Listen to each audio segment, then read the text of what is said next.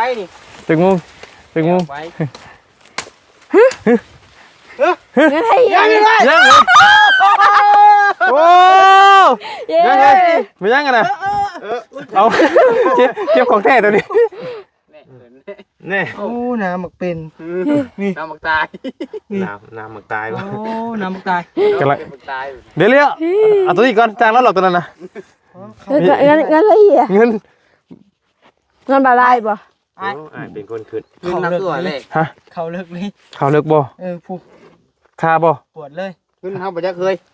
ตัว คือว่าเขาเรียกมา เงินตัว2 ล้านอยู่ ต้องล้านได้ มีแต่ใบ50มีแต่ใบ50 เห็นบ่ เมียนมาจักหา บ่แม่นดอก เงินตัวจักบ่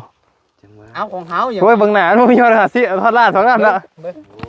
ดูไปได้จับ เอาโมนี่เนาะ เอา เงินหมู่เห็น เฮาเงินให้เห็น คอยเจ็บได้คอยเจ็บได้นี่ เอ้ยค่อย อ้ายเจ็บแต่เฮาเห็น ทราบว่าเห็นทั้งมอนี้ว่าจะขาดเงินเจ้าน้ำพอเพิ่นก็ได้ฝากมาให้ 1,000 บาทเท่ากับว่าเงินนี่ของแม่พรเพิ่นนี่อยู่ออสเตรเลียนี่ 2,000 บาทเด้อของพอสุชาตินี่ 1,000 บาทเนาะเป็นคนไทยคือกันแม่พรกับพอสุชาติเพิ่นอยู่ดีมีแฮงได้ล่ะเด้อ ขอบคุณแม่พรกับพ่อเนี่ย พ่อสุชาติ ขอให้พ่อกับแม่อยู่ดีมีแห้งความเจ็บบ่อยได้ความไข้บ่อยมีปรารถนาสิ่งใดขอให้ได้สิ่งนั้นสมความมุ่งมั่นปรารถนาอย่าเจ็บอย่าจนลำรวยเด้อสาธุ ถูกเนาะเอามีแต่ประมาณนั้นแหละพี่น้องทั้งบรรยาเองก็ต้องขอบคุณขอบคุณขอมกขอบใจทั้งพอสุชาติและแม่พรในหลายเด้อเนาะที่มีน้ำจิตน้ำใจบิแบ่งเงินมาให้ทางน้อยๆสร้างเรือนสร้างซ่านหรือว่าเจ้านำเจ้านายทีใหม่พี่น้องเอ้ยขอขอบคุณขอบคุณขอให้เพิ่นอยู่ดีมีแฮงความเจ็บบ่ได้ความไข้บ่มีเด้อเนาะบ่ว่าสิเดินทางไปไสมาไสก็ให้ตลอดปลอดภัยต้อนรับก็ขอให้ได้เงินหมื่นไปมื้อวันที่27เดินทางวันที่27ไปสิโปนพี่น้องเอ้ยและวันที่3แหละบ่ยาวจะกลับวันที่2บ่ยาวสิกลับมาเพราะว่าครบรอบวันเกิดน้องแรปเตอร์2 ปีพี่น้องเอ้ยก็เลยกลับมาก่อนเนาะบื้นนี่ก็ทำบ่มีการเคลื่อนแล้วก็ว่าอยากไปหาอ้ายเพิ่นก่อนพี่น้องเนาะเพราะว่ามีลูก2คนแต่ว่าคนละบ้านนั่นแหละพี่น้องคือฮู้กันนั่นแหละเนาะอยู่ดีมีแฮงพี่น้องเอ้ยสังมากันเด้อพี่น้องเด้อขอบคุณนี่หลายอยู่ดีมีแฮงความเจ็บบ่ได้คุ้มไข่บ่มีฝากใส่กดไลค์กดแชร์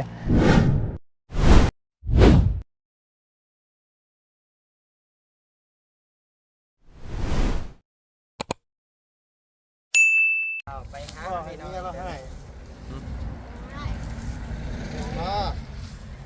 ให้เป็นบ่เมียเราก็ได้ ก็แล้วให้เราเล่นก่อนแล้วเราไปชวนกับหมู่มานี่ บ่โยบ่ส่วนบ่มากัน อยากได้หางไม้ป่ะเอาตัวของหางไม้ เมียเฮาโลด ก็ได้บ่ได้ลูกก็ได้ ใช้ เอา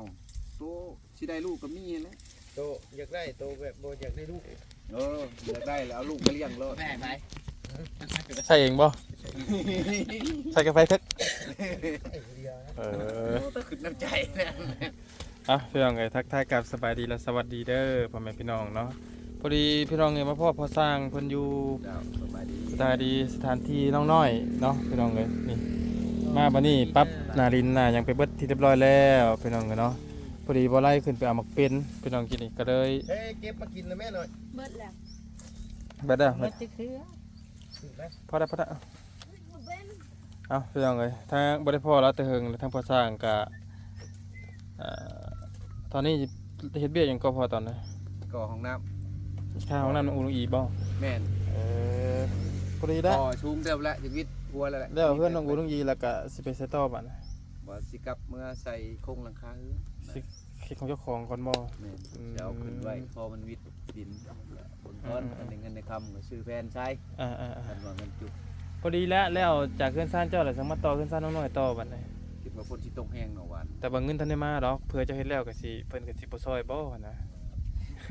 โอ้แห้งแท้ คิดว่านะพี่น้อง เจ้าขายไข่มดแดงเจ้ายังคือซื้อรถจักรขายไข่มดแดงซื้อรถจักรจักภัยแล้วสิจุบเลยบ่ผมมีแต่เงินใบละแสนก่อยว่าขายไข่มดแดงเช้ามึงได้แท้ชุก่อยหาเงินยังบ่ได้กะมีใจนำเพิ่นแหละได้ปรับดินไปสิ พอดีเมื่อต่างพักผ่อนเนาะเข้ามาแล้วของน้าของน้อยก็ บ่ได้พักดอกแห้งนักหน่วงอยู่พุ่นน่ะ บ่ เพราะว่างานก็เพื่อเอาสิ กะนั่นแหละกะคือว่าเมื่อพักตรงนี้ก่อนเนาะและ ระยะนึง ถ้าว่ามีการเคลื่อนไหวเคลื่อนน้อยๆก็สิเอาเจ้าคือเก่าแหละมาเนาะก็พอดีแหละพอดีผู้ใหญ่เพิ่นกำลังพิจารณาทางครอบครัวน้องน้อยอยู่ก็เนาะตอนนี้ก็ทางพวกเฮาก็พยายามโปรโมทรวบรวมให้น้องเพิ่นนะอย่างน้อยก็ได้เทเสาเนาะตั้งเทคานตั้งเสาเทคานก็ยังดีนะพี่น้องเลยเนาะเพื่อบ่อยังให้เครื่องคองมันแบบว่าตั้งตะโก้อยู่แบบนี้นะพอเนาะพอดีแล้วพี่น้องพอดีผู้ใหญ่เพิ่นพิจารณาเบิ่งเนาะทางครอบครัวน้องน้อยพักผ่อนครอบครัวน้องน้อยนิดนึงพี่น้องเลยตอนนี้เฮ็ดอย่างนี้ตอนนี้พอ ตัวนี้ไปสีกอให้มันเพียงคันมามีวงกบมันจะสีกอเพียงวงกบเลยทับวงกบไว้นะ มงกบของน้ำบ่ วงกบของน้ โอ้ ำเทคานทับเบิ้ลเลยก็มีแต่เฮามุ้งเทพื้นเทกันเปื้อนให้เพิ่นจบคือว่าคันมันมา อันพวกตัวเฮือนนั่นเรียกบ่ได้เนาะ แม่นแล้วเลย โอ้มื้อนี้พาเมียมานำเนาะพาผู้สาวมานำยิ้มเปื่อยอยู่พี่น้องเนาะ มันยิ่งนะ ใหญ่ได้บ่ปลาเจ้าน่ะปลาในเจ้าน่ะ โอ้ยก็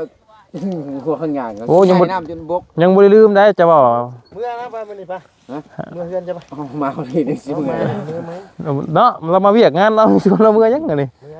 แต่ก็เจ้าคือบ่บอกข่อย เออ ชั้นโคกระดังไผถ่าแล้วป่ะ ฮะ พอแห้งบ่อยากมาอยู่เมื่อยอยู่ เท่าเดียวนี่ไปนะไปมื้อแรงก็มีดองนี่แรงปะ ฮะดองไผอีก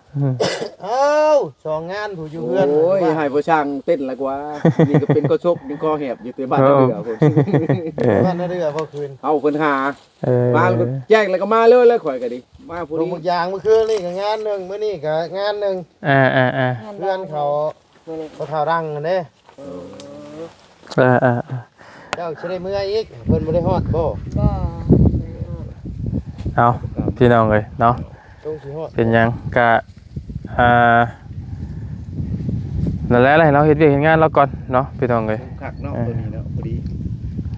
โดยพอดีแล้วน้ำใน ตัวนี้ของไผตัวนี้บ่แม่นของเพิ่นบ่ บ่แม่นโอ้ยบ่แม่นนั่นแหละ สิได้ก็ขังอันนั้นน่ะอันน่ะไม้ขังก็ขังรถขังล้างล้างหลายก็ลำบากมันชกก่อนแป้โพดรถมาแล้วโอ้ยางว้าวยาวเอ้ยข่อยกินยางเงินเพิ่นมาจอดอยู่หั่นคิดตัวปล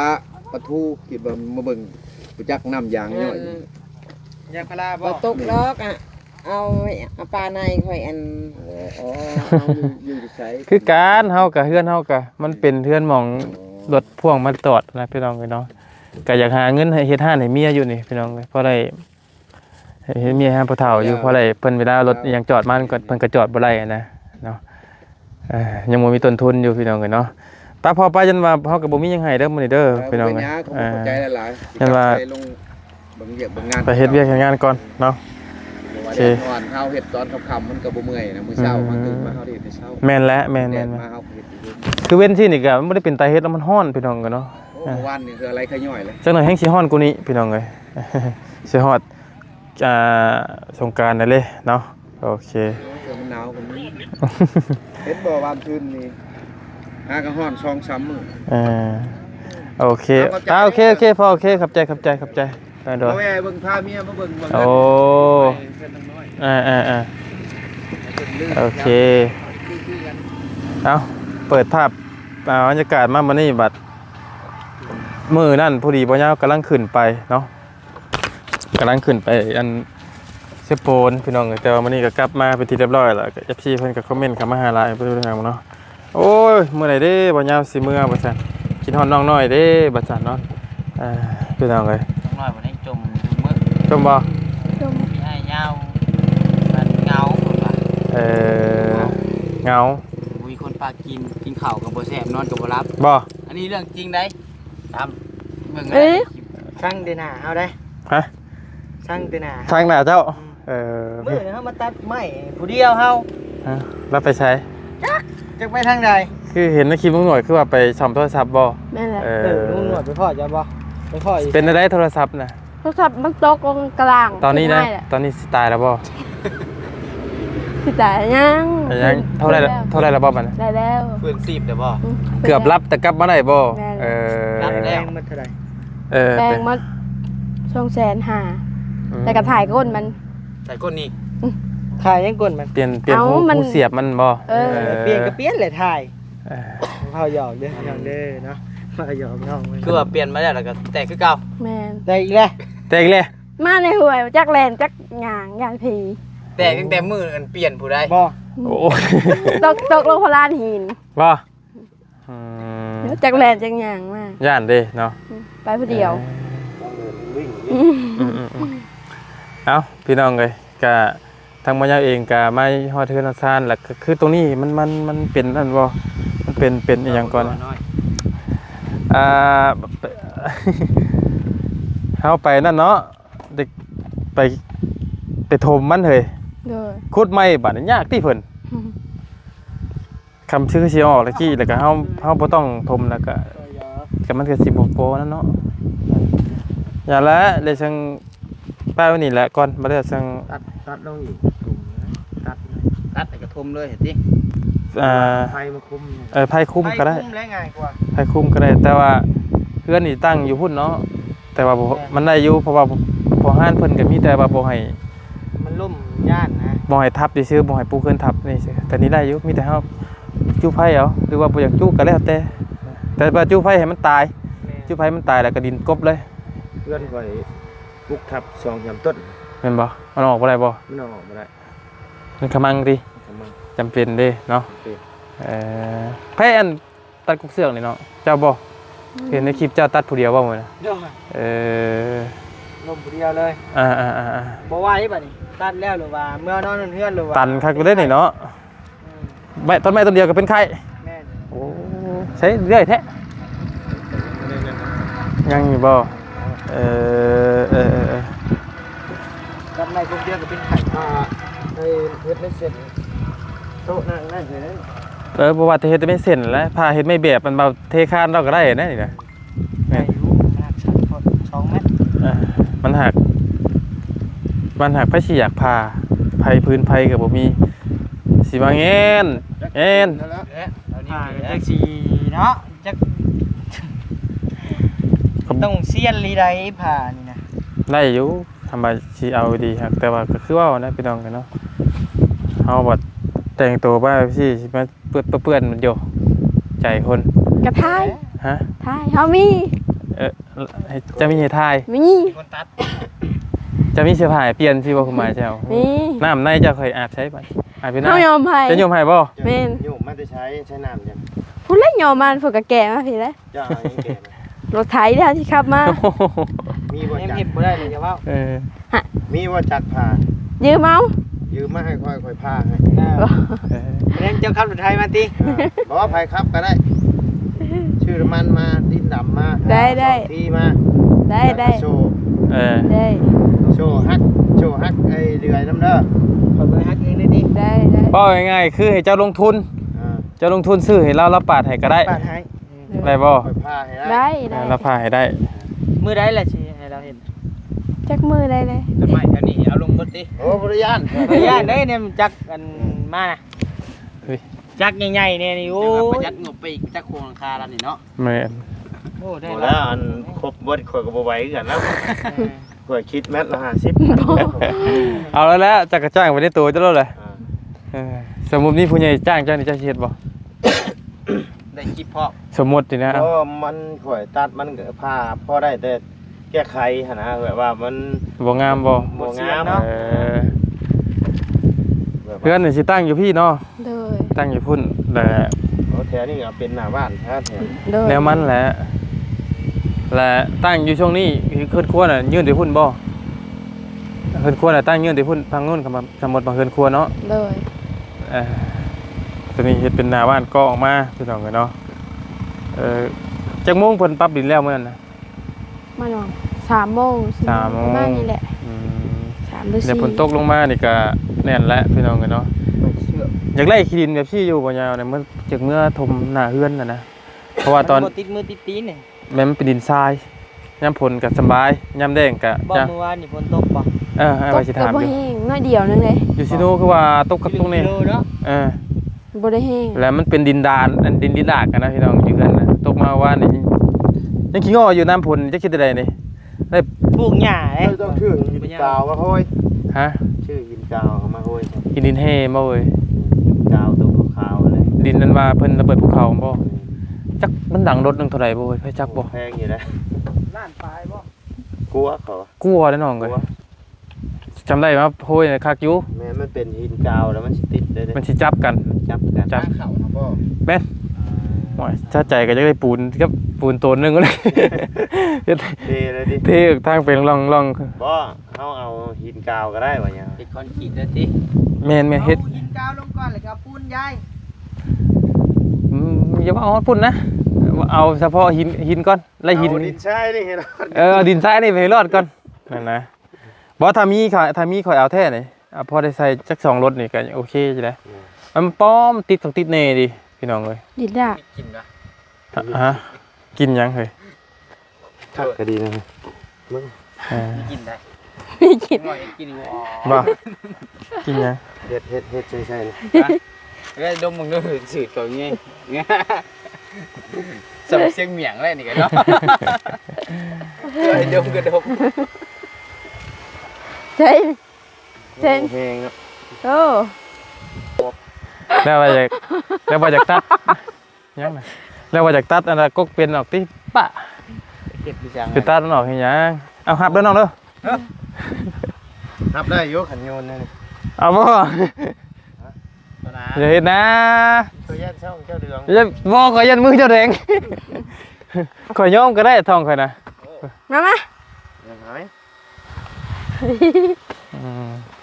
บ่ไรตัดลงมาแล้วไปเฮ็ด6เทื่อที่เพิ่นแท้นี่น้องเพิ่นเก็บซ่อมไป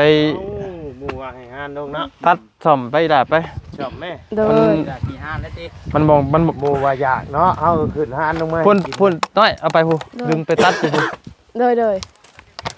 เพราะว่าเดี๋ยวพี่น้อง FC เพิ่นว่าโอ้ยคือมาเฮ็ด6ที่น้องเพิ่นอีกแท้พี่น้องเนาะ บ่ไล่โดนเด้อจ้ะ โลนึงคือเอา น้ำกันนะกินน้ำ บ่ได้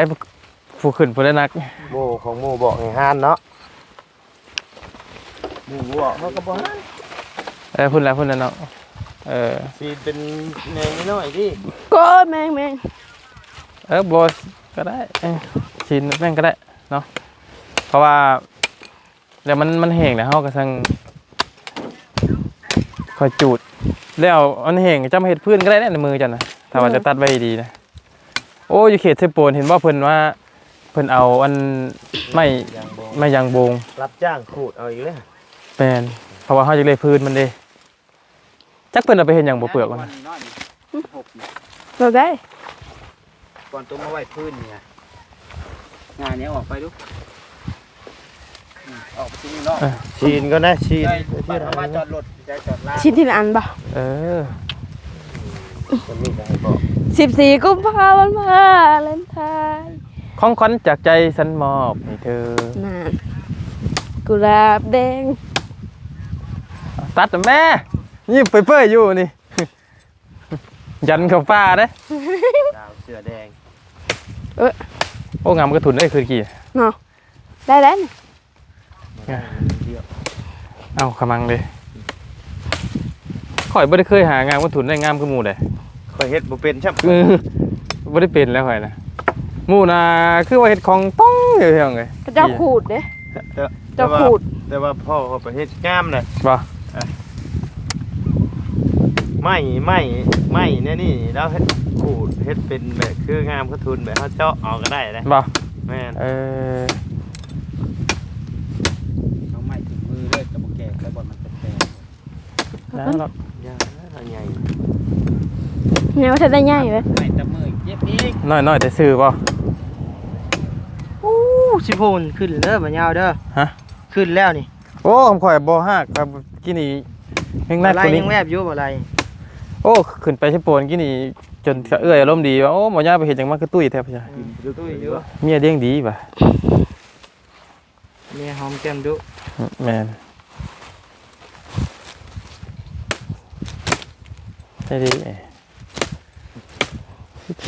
คำพูดแต่เบิ่งนี่เนาะ เบิ่ง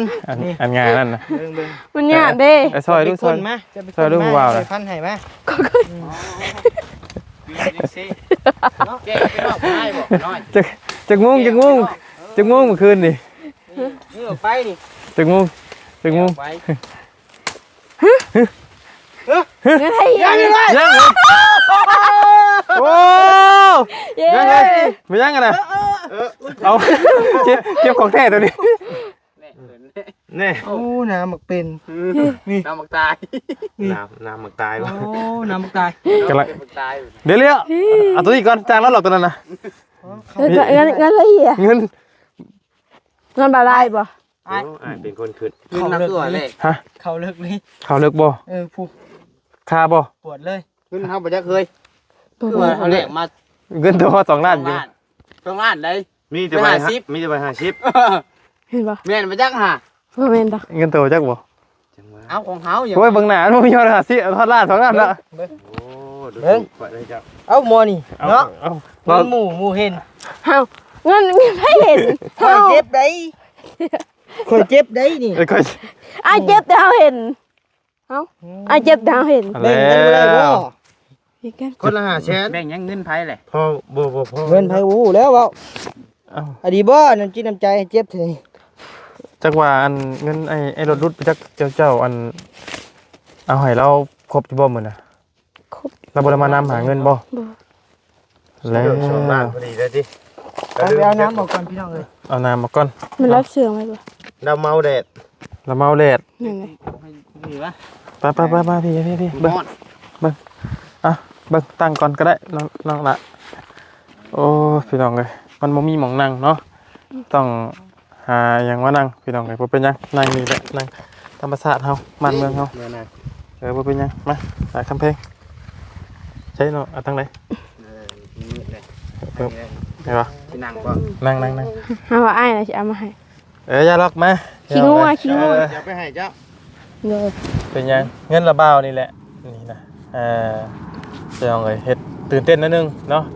ยืนให้ชื่อๆบ่คือว่าพี่น้องเบิ่งคลิปก็คือโอ้คือบ่มีสีสันแท้ว่าซั่นเนาะให้ผู้เพิ่นมอบเงินมอบคำมาให้ก็รู้สึกตื่นเต้นนิดนึงพี่น้องเบิ่งในคลิปในหยังกันเนาะอันพอดีทางน้องนิวเนาะปู่ย่าได้ยินว่า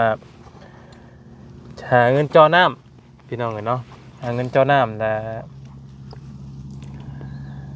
ยังบ่พอว่าซะคำสิเฮ็ดเทือนนี่คำสิตั้งเสาเทคานนี่เฮาต้องได้มีน้ำก่อนพี่น้องเอ้ยแล้วก็น้ำเฮาเองนี่นะพี่น้องน้ำใส่น้ำหยังเฮาเวลาเฮามาล้างถ้วยน้ำล้างถ้วยล้างบวงเวลาทีมงานมานี่แหละพี่น้องเอ้ยมันก็น้ำเนาะพี่น้องเอ้ยมันก็เป็นสิ่งที่สำคัญสุดๆเลยพี่น้องเอ้ยเนาะเรื่องน้ำนี่ก็เป็นเงินที่บ่ยาวแจ้งมื้อเช้านี่แหละพี่น้องเอ้ยเนาะบ่ฮู้ว่าทางน้องน้อยบ่ได้เบิ่งคลิปหรือเปล่าหรือยังน่าจะยังเนาะเป็นคลิปมื้อเช้านี่ที่บ่ยาวแจ้งว่าเงินน้องเพิ่นน่ะมีอยู่ 3,000 บาทพี่น้องเอ้ยเท่ากับ2 ล้านเนาะได้อยู่พี่น้องเอ้ยเท่ากับว่าตอนนี้ทางน้องนิวนี่ได้ยินน้องนิวว่ามีอยู่2 ล้านบ่น้องนึง โดย ทางน้องนิวมีอยู่2 ล้านก็เท่ากับว่างบเจ้าน้ำของน้องน้อยเพิ่นนี่ถือว่าพอแล้วพี่น้องเอ้ยมีแต่ว่าเอานัดหามื้อหายามว่าสิเจาะมื้อใดเนาะสิเจาะมื้ออื่นเลยบ่ถือว่า แกน้ำมาเลยแล้ว หรือว่าสิเจาะมื้อใดพี่น้องหรือว่าสิจีบมื้อนี้บ่มันสิทวงสิทันบ่ถ้าเอาน้ำเอาในมาหรือว่ากลับมาจากระหว่างกลับมาสิโปนก่อนบ่จังว่ากัน แต่ว่าแกน้ำแกในนี่เฮาบ่ได้จ้างไผใดมันบ่ได้มีไผใดแหละทางอีหละมีผู้แก่อยู่บ่ทั้งอ้ายทั้งหยังเจ้าและอ้ายเพิ่นมาแก้ให้ เด้อ ให้ดอกพิมพ์100 50,000กะเนาะ เด้อ แต่บ่ให้ก็ได้ดอกผมว่ามันก็เป็นของน้องของนุ่งก็ทำเป็นของเราเองนะพี่น้องเนาะทำมาเจาะของเจ้าของเอง จำเฮ็ดแล้ว ทำเฮ็ดให้เราเองนะเนาะถ้าว่าท่านก็แกน้ำแกในมาเลยกับปืนน่ะโทรหาอ้ายเพิ่นมาเจาะปืนได้แล้วก็เป็นเจาะปืนนั่นแหละนะหรือว่า มีบ่หนองแถวนี้จ้ะ มีก็อยู่ผู้ หรือว่าเจาะ ทางเขามาผู้ หรือว่ารอหลังจากลงมาใส่โปนก่อนบ่ ทางขามากับบ่ไกลนี่ บ่ไกลเลย ถือว่ารออันลงมาจากใส่โปนก่อนบ่หรือว่าในไหลพี่น้องคุยกันเบิ่งเนาะก็ว่าจังได๋พี่น้องคุยกันเบิ่งคำอื่นบ่พร้อมก็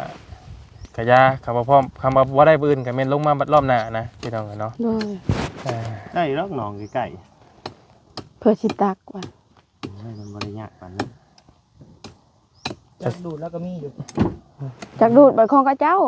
บ่แม่นของเฮาเด้ ในเฮือนในเทียงได้ มันตายเลยแหละ มันตายแล้ว เอียงมันตายหยัง จักหาตายเลย เห็นดูด คนละคน มัน คน ตาย ละ แล้ว เจ้า ยืมเฮาว่าเจ้า จักตายบ่แม่นมักเสียงเนาะ เสียงมันยังบ่ได้ตาย อีคำแก้ว แต่ เป็น ก็ งู สังว่าการพี่น้องเอ้ยสังว่ากั เฮ้ย น ว่าบักเสียงตาย เพราะว่าทำบ่ได้เจาะมันอีกก็เพราะว่าบ่ยาวคิดว่าปืนนี่ก็ว่าจะออกไปหาลูกนำแน่นะพี่น้องจักไปไหนเข้ามาเป็นรอบหน้ารอบในก็สังว่ากันเนาะ โดยกลับมาได้พุ่นแล้ว กลับมาพุ่นก็ได้ พอดีทางลูกพี่กลับมาเด้ลูกพี่นี่ อืม ก็พอจะมาเบิ่งกันนะ ก็พอดีถือว่าปิดจ็อบเนาะ ปิดจ็อบเรื่องน้ำ ปิดจ็อบเรื่องน้ำเรื่องในเลยพี่น้องเด้อสำหรับน้องน้ำอันน้องน้อยเนาะ โดย ก็มีแต่ที่เรือเรื่องพวกอุปกรณ์การเฮือนการสร้างน้องเพิ่นเด้มาเบิดแต่บ่ทางน้องนิวเอาเฉพาะอันตัวอันเทคานแม่นเทคานก่อนก็ ก็ ได้ ถือ ตั้ง ว่า เสาเทคาน เกือบครบเนาะเกือบแต่ว่าก็คันไล่เห็นเนี่ยก็น่าจะบ่พอไม้กงผ้านี่แหละ ไม่เทคานไม่ ฉะนั้นว่าผู้สร้างนี่ก็ดี คำว่าจะมองเห็นนี่มีแต่ตัวนี้เนาะ ตัวนี้ โอ้โหเพราะว่าแห่ทรายเฮาก็มีเด้ มีแล้ว มีแต่เฮาแก่มาแต่พุ่นเลยพี่น้อง แม่เรือตัวที่มันเรือของน้ำมันแหละมันนี่ขึ้นประมาณว่าพี่ก็อาจจะพอพอดี เท่ากับว่าเนาะตีเป็นเลขกลมๆไปกับขาดไม้เทคานกับ แม่น ค่าสร้าง สร้าง ก็สร้างกับต้นละพันพี่ ว่า น้องเล ง่าย ย กันยังขาดอยู่ประมาณ 10,000 บาท 10,000 บาทถ้าพี่น้องเลยก็ถ้าพี่น้องเพิ่นกับพอดีแล้วเนาะหลังจากที่เฮามาจาก10โปนเนาะหลังจากที่พอสร้างในเสื้อทางเรื่องกับพอดีพี่น้องเพิ่น พอดีแล้ว ผู้ใหญ่ใจดีเพิ่นกำลังมองน้องเพิ่นอยู่กะสมทบเงินจะได้เท่าไหร่ก็ถ้าเบิ่งกันนะพี่น้องเด้อเนาะเท่ากับว่าทั้งบ่ยาวเอง มีเงินน้องเพิ่นอยู่2ล้านกับ 1,000 บาทเนาะ 1,000 บาทพี่น้องเลยเนาะเปิดสมก็สิว่าเปิดสมทบก็ว่าได้พี่น้องเนาะก็แล้วแต่พี่น้องเพิ่นแต่จิตใจศรัทธาทั้งผู้ใหญ่ใจดีพี่น้องเลยเท่ากับขาด 9,000 บาท 9,000 บาทเนาะมีละ1,000 แม่นเด้ก็อะไรเคพี่น้องเลยตอนแรกก็ที่ตอนแรกก็คือ เดี๋ยวน้ำบานิวนี่หมดแล้วได้บัดนี้พี่น้องเอ้ย เดี๋ยวแต่ค่าเจ้าน้ำบ่ หมดแล้ว ถ้ากับว่าคือตอนแรกทั้งเมพรเพิ่นนั่นแหละพี่น้องกันนะเมพรที่ระบายให้เจ้าขอบคุณตอนนั้นแหละทั้งที่เพิ่นอยู่ออสเตรเลียแหละพี่น้องเลยเพิ่นให้บ่ยาวฝากมาให้บ่ยาวละ 2,000 ให้สมทบเพิ่นสร้างหลังใหม่เจ้านั่นแหละและที่นี่แหละมีพอทั้งพอสุชาติเพิ่นได้ฝากมา1,000มาสมทบเจ้าน้ำถ้าว่าคือบ่ยาวกับบ่ได้คอยเบิ่งคลิปทีมงานนะพี่น้องว่ามันเป็นแบบใดเนาะขึ้นไปกินนี่ก็พอดีพอสุชาติว่าเห็นทั้งหมอนี้ว่าขาดเงินเจ้าน้ำพอเพิ่นก็ได้ฝากมาให้ 1,000 บาทเท่ากับว่าเงินนี่ของแม่พรเพิ่นนี่อยู่ออสเตรเลียนี่ 2,000 บาทเด้อของพอสุชาตินี่ 1,000 บาทเนาะเป็นคนไทยคือกันพี่น้องเอ้ยมีแต่ว่าให้ทางน้องๆเด้อแล้วล่ะเด้อฝากบุญขอบคุณทางแม่พรก็พอสุชาติเพิ่นอยู่ดีมีแฮงเด้อแล้วล่ะเด้อ ขอบคุณแม่พรกับพ่อเนี่ย พ่อสุชาติ ขอให้พ่อกับแม่อยู่ดีมีแห้งความเจ็บบ่อยได้ ความไข้บ่อยมีปรารถนาสิ่งใดขอให้ได้สิ่งนั้นสมความมุ่งมั่นปรารถนาอย่าเจ็บอย่าจนลำรวยเด้อสาธุ ถูกเนาะเอามีแต่ประมาณนั้นแหละพี่น้องทั้งบรรยาเองก็ต้องขอบคุณขอบคุณขอมขอบใจทั้งพ่อสุชาติและแม่พรในหลายเด้อเนาะที่มีน้ำจิตน้ำใจบิแบ่งเงินมาให้ทางน้อยๆสร้างเรือนสร้างซ่านหรือว่าเจ้านำเจ้านายทีใหม่พี่น้องเอ้ยขอขอบคุณขอบคุณขอให้เพิ่นอยู่ดีมีแฮงความเจ็บบ่ได้ความไข้บ่มีเด้อเนาะบ่ว่าสิเดินทางไปไสมาไสก็ให้ตลอดปลอดภัยนอนหลับก็ขอให้ได้เงินหมื่นนอนตื่นก็ให้ได้เงินแสนเด้อพ่อกับแม่เนาะพ่อให้มาเท่าใดกลับไปหาพ่อกับแม่100 เท่าพันเท่าเด้อเนาะสุขภาพร่างกายแข็งแรงขอขอบคุณFC เบิดกุศลสุขคนสู่ที่อยู่เคียงข้างทางช่อง YouTube ตัวน้อยของมายาไปมาฮอดจนถึงมื้อนี้เนาะผิดพลาดประการใดก็ตักเตือนเข้ามาในพี่น้องเด้อขอบคุณนี่หลายที่แนะนำสิ่งดีๆเข้ามาเนาะแล้วก็ทางบ่ยาวก็สิแจ้งพี่น้องนิดนึงเนาะพอดีบ่ยาวมาพี่แหละพี่น้องเอ้ยมาบ้านแหละทางบ่ยาวเองคิดว่าพุ่นแหละบิดวันที่3แล้วจะเดินทางขึ้นไปต่อพี่น้องเอ้ยเนาะ พอด้วยความที่เฮาบ่มีพาหนะบ่มีด้วยความที่เฮาแบบว่ามาแล้วก็กระเทินแหละมาสิอยู่เฮือนซ่านเลยพี่น้องเอ้ยแล้วพอดีมื้อเช้านี่แหละทางน้องนิ้วก็ได้ชวนว่าขึ้นไปเป็นขึ้นไปอีกขึ้นไปเป็นหยังว่าซั่นก็ได้ที่นี่มันยังหลายมื้ออยู่นะพี่น้องตอนแรกเพิ่นน้องคนนั้นสิขึ้นไปก็บ่เตียงแหละมันมีขาดเคลื่อนนิดนึงพอดีแม่เพิ่นก็บ่สบายเนาะพอดีทั้งหมดยาวกับมันพอดีกระเทินคำที่อยู่ต่อกับคำที่อยู่ไปก็ยังอีกโดนถ้าที่ไปก็คือว่าจ่อมาแล้วพี่น้องเลยก็ได้ตัดสินใจไปมื้อวันที่27เดินทางวันที่27ไปเซโปนพี่น้องเลยและวันที่3แหละหมดยาวจะกลับวันที่2หมดยาวสิกลับมาเพราะว่าครบรอบวันเกิดน้องแรปเตอร์2ปีพี่น้องเลยก็เลยกลับมาก่อนเนาะบื้นนี่ก็ทำบ่มีการเคลื่อนแล้วก็ว่าอยากไปหาอ้ายเพิ่นก่อนพี่น้องเนาะเพราะว่ามีลูก2คนแต่ว่าคนละบ้านนั่นแหละพี่น้องคือฮู้กันนั่นแหละเนาะอยู่ดีมีแห้งพี่น้องสังว่ากันเด้อพี่น้องเด้อขอบคุณนี่หลายอยู่ดีมีแห้งความเจ็บบ่ได้คุ้มไข่บ่มีฝากกดไลค์กดแชร์ช่อง YouTube ของบ่ยาวเลยเด้อพี่น้องเด้อคลิปนี้สบายดีบ๊ายบายเนาะ